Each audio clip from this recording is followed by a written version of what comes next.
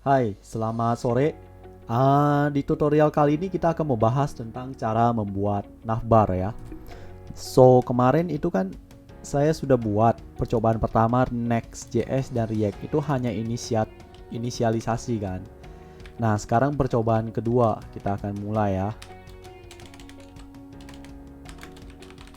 Simple navbar. Oke. So, kita akan mulai aja. Jadi di dalam navbar itu kan biasanya ada namanya header ya. Jadi kita akan kasih kode namanya header. Nah, di header ini berarti kita harus bikin yang namanya komponen. Alright, komponen namanya oops.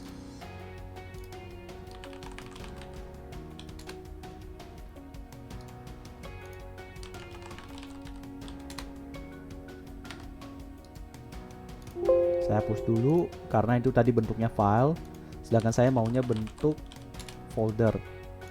Oke, habis dibuat komponen kita akan kasih namanya header.js. Nah, di sini kita tinggal import JS-nya. Misalnya import header from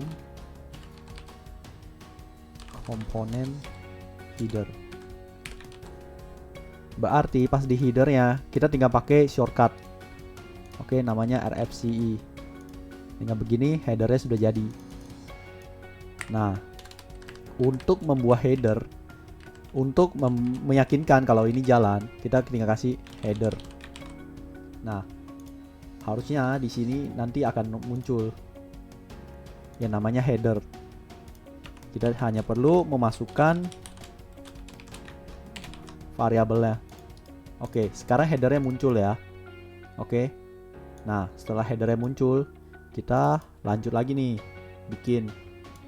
Saya maunya header ini nanti menjadi header yang asli. Jadi kita mulainya dari mana? Nah, ini kan ada HTML tag ya.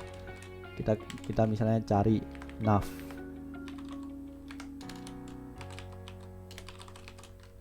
Alright. Nav ini kita anggap sebagai navigation, navbar. Oke. Lanjut. Habis ini kita ketik apa lagi? Dalam navbar biasanya kan ada yang namanya class name, ya kan? Nah, di class name ini biasanya saya kasih yang namanya flex. Kemudian di kiri kanan kan, kalau kamu bisa lihat kan dia termasuk nih agak ke dalam ya, ke dalam sebelah kiri. Maka kita harus kasih jarak px. Kita kasih 5 misalnya. Terus py. Py berarti nggak terlalu ke atas juga, jadi agak ke bawah dikit. Nah, supaya ada jarak kita bisa lihat. Kemudian untuk kita cari tahu dia punya batasannya sampai berapa lama, berarti kita kasih background hitam. Kemudian kasih justify. Itu kalau justify di dalam Next.js dokumentasinya ya. Justify between ini lumayan bagus. Sebentar, saya kasih lihat dulu Chrome browser. Oke, jadi justify between itu ada di dalam dokumentasi ini. Nah, justify between. Jadi kalau misalnya justify start itu akan hanya sama rata di sebelah kiri. Kalau center dia hanya akan di tengah, end akan di sebelah sana. Tapi kalau space between dia akan cari jarak awal, tengah, dan akhir. Tapi kalau justify between itu hanya akan sama rata. Jadi rata-rata aja. Nah, seperti ini. Justify between. Jadi dia akan jaga jarak gitu. Sama kayak sekarang dia lagi jaga jarak kan. Oke, kita lanjut ya. Saya akan usahakan buat ini secepat mungkin. Kemudian kita lanjut nih. Dalam navbar kan bisa ada image ya. Kita kasih namanya div. Sementara dulu. Class name. Oke. Di class name ini saya mau kasih foto. Biasanya kan di navbar itu kan ada foto ya di sebelah paling kiri. Nah, di sebelah paling kirinya ada foto. Kemudian kita lanjut kasih image. Oke, image ini saya menggunakan Next.js punya image. Jadi kalau misalnya mau ngambil variabel dari misalnya dari URL yang lain, tolong ini diisi ya. Jadi next config.js ini diisi. Habis itu kalian restart dia punya servernya. Oke, kita lanjut aja. Untuk image-nya kita kasih misalnya source. Saya sudah ada source-nya. Jadi saya copy aja link yang dari TikTok. Ini link sebenarnya ikonnya icon TikTok ya. Saya hanya copy aja. Dan alt, harus kasih alt ya. Icon TikTok. Ya, misalnya. Dan kemudian saya akan set lebarnya itu anggaplah 45 px dan height 45. Oke. Kemudian saya akan kasih class name mungkin ya supaya ada jarak gitu. 5 mungkin. Kemudian kita lihat hasilnya.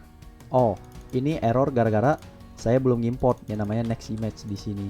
Nah, saya akan export dan import ke sini. Dan hasilnya terlihat ikonnya seperti di foto ya. Jadi icon ini sudah jadi. Oke, kita lanjut. Berarti kan kalau ikonnya di sebelah kiri, berarti nanti next adalah dia punya link tulisan. Ada sebelah kiri, ada sebelah kanan ya.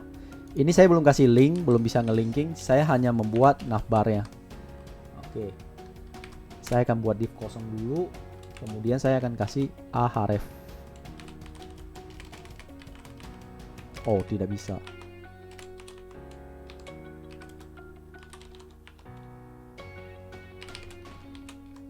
Saya kasih href kosong. Terus saya misalnya kasih logo home. Saya kasih nama home. Kemudian dalam sebuah navbar itu kan selain ada home, ada namanya about us dan contact. Misalnya seperti itu. Kemudian saya mau kasih kelas. Coba kita lihat dulu. Sekarang kan mereka nyatu ya semua ya seperti ini ya. Jadi ini kurang enak dilihat. Baiknya kita pakai block. Block ini berarti seperti display block kayak di CSS. Kita googling lagi dari Tailwind-nya. Ini sebenarnya bisa ketemu namanya display. Nah, di sini kan ada block kan. Membuat display itu seperti blok layaknya. Satu-satu seperti ini. Oke. Kita balik lagi ya ke codingan.